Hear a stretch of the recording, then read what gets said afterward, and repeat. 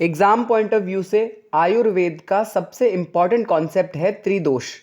त्रिदोष जैसा नाम से ही स्पष्ट है, 3 दोष हैं जो धातु और मल को दूषित करते हैं, वात, पित्त और कफ। अब इन तीनों दोषों के कुछ गुण हैं। वात के गुण हैं रुक्ष, शीत, लघु, सूक्ष्म, चल, विशद और खर। पित्त के गुण हैं स्नेह, उष्ण, तीक्ष्ण, द्रव, अम्ल, सर, कटु। कफ के गुण हैं गुरु, शीत, मृदु, स्निग्ध, मधुर, पिच्छिल और श्लेष्मयुक्त। अब इन सारे गुणों को याद रखना बहुत ज़रूरी है। एग्ज़ाम में इनसे बहुत बार बहुत क्वेश्चंस पूछे गए हैं। तो जैसे वात को हम वायु समझते हैं, और वायु कैसी होती है? रूखी होती है, ठंडी होती है, लघु होती है, लघु मतलब हल्की, सूक्ष्म होती है, दिखाई नहीं देती, चल होती है, चलायमान, विशद यानी स्वच्छ होती है, और खर यानी तीक्ष्ण होती है। अगला है पित्त। तो पित्त को पित्त रस समझ लो, बाइल जूस समझ लो, या कोई भी गैस्ट्रिक जूस समझ लो। अब गैस्ट्रिक जूसेस कैसे होते हैं? एसिडिक होते हैं। तो वहीं से ये सारे पॉइंट्स निकल जाएंगे। जैसे स्नेह उष्ण यानी थोड़ा गर्म, तीक्ष्ण तीखा, द्रव लिक्विड होता है, अम्ल एसिडिक होता है, सर थोड़ा गाढ़ा सा होता है, और कटु यानी कड़वा होता है। अगला है कफ। तो कफ सॉलिड है क्योंकि वो जम जाता है। अब कफ के जो गुण हैं वो वात से विपरीत हैं, यानी वात के जो थे उनके एग्जैक्टली ऑपोजिट जो गुण हैं वो कफ के हैं। अब कफ कैसा होता है? गुरु होता है। वात लघु होता है यानी हल्का, तो कफ गुरु यानी भारी होता है, बड़ा होता है। शीत होता है, मृदु मधुर होता है, स्निग्ध होता है, चिकना होता है, पिच्छिल होता है यानी अगर हम उसको हाथ में पकड़ने जाएं तो पकड़ में नहीं आएगा, ऐसे लसलसा होता है, और श्लेष्म युक्त होता है। अगर आधुनिक विज्ञान के दृष्टिकोण से देखा जाए तो पदार्थों को मुख्य रूप से 3 भागों में विभाजित किया जाता है: ठोस, द्रव और गैस, सॉलिड, लिक्विड और गैस। तो वैसे ही सॉलिड है कफ, लिक्विड है पित्त और गैस है वात। अब आयुर्वेद का एक और इम्पॉर्टेंट कॉन्सेप्ट है षडरस। तो 6 रस होते हैं: मधुर, अम्ल, लवण, कटु, तिक्त और कषाय।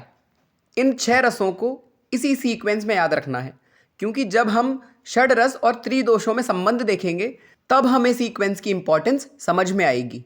अब मधुर, अम्ल और लवण से कफ बढ़ता है और वात कम होता है। समझते हैं कैसे। हमने कफ का एक गुण देखा था, मधुर। तो कफ ऑलरेडी मधुर है, अब हम मधुर रस का सेवन और कर रहे हैं तो क्या होगा? कफ बढ़ेगा। अब इसी के विपरीत अगर हम कटु रस का सेवन करेंगे तो कफ क्या होगा? कम होगा। और ये 6 रस 3-3 के जोड़े में रहते हैं। मधुर के साथ रहते हैं अम्ल और लवण, कटु के साथ रहते हैं तिक्त और कषाय। अब मधुर, अम्ल और लवण दोस्त हैं, कटु, तिक्त, कषाय दोस्त हैं। तो अम्ल और लवण कहते हैं ये दोस्ती हम नहीं तोड़ेंगे। तो मधुर जो करेगा बाकी दोनों दोस्त भी वही करेंगे। तो मधुर अगर कफ को बढ़ाएगा तो अम्ल और लवण भी कफ को बढ़ाएंगे। कटु अगर कफ को कम करेगा तो तिक्त और कषाय भी कफ को कम करेंगे। और अभी हमने थोड़ी देर पहले ही देखा था कि वात और कफ आपस में विरोधी हैं, यानी वात के गुण और कफ के गुण एकदम विपरीत हैं। तो जो रस कफ को बढ़ाते हैं वो वात को कम करते हैं, और जो रस कफ को कम करते हैं वो वात को बढ़ाते हैं। अब पित्त का केस थोड़ा सा स्पेशल है। पित्त के गुण क्या क्या थे? स्नेह, उष्ण, तीक्ष्ण, द्रव, अम्ल, सर, कटु। यानी ये अम्लीय होता है और कड़वा होता है, कटु होता है। तो पित्त ऑलरेडी अम्ल है, पित्त ऑलरेडी कटु है, तो अम्ल और कटु से पित्त बढ़ेगा और बाकी रसों से कम होगा। पर अभी हमने देखा था कि षड रस 3-3 के जोड़े में रहते हैं। तो अम्ल और कटु के बीच में क्या है? लवण। तो अम्ल, लवण और कटु ये तीनों पित्त को बढ़ाते हैं। मधुर, तिक्त और कषाय ये तीनों पित्त को कम करते हैं। अब साधारण शब्दों में अगर समझें तो मधुर, अम्ल, लवण, कटु, तिक्त, कषाय ये सीक्वेंस याद रखना है। और बस इतना सा याद रखना है कि मधुर, अम्ल और लवण कफ को बढ़ाते हैं। तो मतलब अब बाकी जो 3 रस बचे, कटु, तिक्त और कषाय, वो कफ को कम करेंगे, और जो रस कफ को बढ़ाते हैं वो वात को कम करते हैं। यानी मधुर, अम्ल, लवण कफ को बढ़ाते हैं तो ये ही वात को कम करते हैं, और जो रस कफ को कम करते हैं वो वात को बढ़ाते हैं। तो कटु, तिक्त, कषाय कफ को कम करते हैं यानी वात को बढ़ाते हैं। अब केवल पित्त बचा। अम्ल लवण कटु से पित्त बढ़ता है और बाकी बचे 3 रसों मधुर, तिक्त और कषाय से पित्त कम होता है। अब अगर आपने सेट 2026 के लिए एग्ज़ाम फॉर्म फिल किया है तो आपको पता होगा कि एग्ज़ाम में 2 महीने भी नहीं बचे हैं। 13 सितंबर को एग्ज़ाम है और सभी एस्पिरेंट्स में सिलेबस को लेकर बहुत कन्फ्यूजन है कि क्या पूछा जाएगा, कैसा पूछा जाएगा।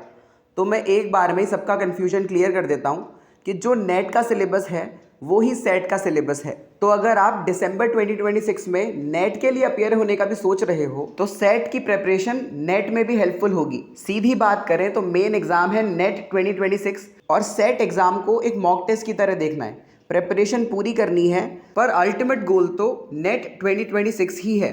अब हमने जो ये कोर्स डिज़ाइन किया है ये सेट और नेट दोनों के लिए एप्लीकेबल है। वो कहते हैं ना, एक तीर से 2 निशाने। और अभी तो एक ऑफर और चल रहा है कि फर्स्ट 30 स्टूडेंट्स के लिए लाइफ टाइम वैलिडिटी है। सिर्फ एक बार फीस डिपॉजिट कराते ही गूगल ड्राइव का लाइफ टाइम एक्सेस मिल जाएगा। पर मैं दिल से ये चाहता हूँ कि दिसंबर 2026 के बाद आपको उस कोर्स की ज़रूरत ही ना पड़े, क्योंकि मैं नहीं चाहता कि आपको उस लूप में फंसा रहना पड़े जहाँ पर नेट हो गया पर जेआरएफ नहीं हुआ, पीएचडी हो गया पर नेट नहीं हुआ। मैं चाहता हूँ कि ये अटेम्प्ट आपका आखिरी अटेम्प्ट हो और इसी अटेम्प्ट में आप जेआरएफ क्रैक करके जीवन में और बड़े लक्ष्यों को प्राप्त करने का प्रयास करो। अब अगर आपको कोर्स के रिगार्डिंग कोई और डिटेल चाहिए या फिर मुझसे डायरेक्टली बात करनी है तो ये फ़ोन नंबर है, इस फ़ोन नंबर पे कॉल करके आप मुझसे कनेक्ट कर सकते हो और सिलेबस के बारे में, एग्ज़ाम की प्रिपरेशन के बारे में, एग्ज़ाम के प्रेशर को हैंडल करने के बारे में, स्ट्रेस को मैनेज करने के बारे में कोई भी क्वेरी हो, कोई भी डाउट हो तो आप मुझसे डायरेक्टली पूछ सकते हो।